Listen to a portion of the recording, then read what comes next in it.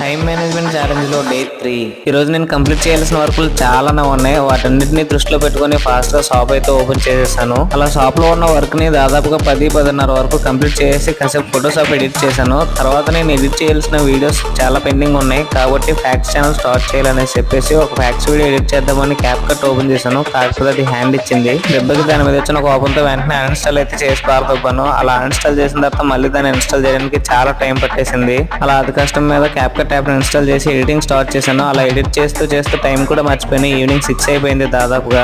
అంతలా 59 సెకండ్ల వీడియోని ఎడిట్ చేసి యూట్యూబ్ ఛానల్లో అప్లోడ్ చేసేసాను. మీరు ఒక్క నిమిషం చూడడానికి టైం స్పెండ్ చేసే వీడియోని మేము దాదాపుగా 3-4 గంటల పాటు ఎడిట్ చేయాల్సి వస్తుంది. ఆ తర్వాత సెంట్రల్ బ్యాంక్ ఆఫ్ ఇండియాలో ఏదో రిక్రూట్మెంట్ ఉందంటే ఒకసారి వెళ్ళి విజిట్ చేశాను. అంతేకాకుండా నాకు ఈ రోజు ఒక కొత్త ప్రాబ్లం అన్లాక్ కూడా అయింది. రేపు దాన్ని సాల్వ్ చేయడానికి నేను పడే కష్టాలు చూడాలి. కానీ రేపటి గురించి ఎక్కువగా ఆలోచించకుండా నిన్న వీడియోకి మీరు ఇచ్చిన సపోర్ట్ చూసి ఆనందపడ్డా.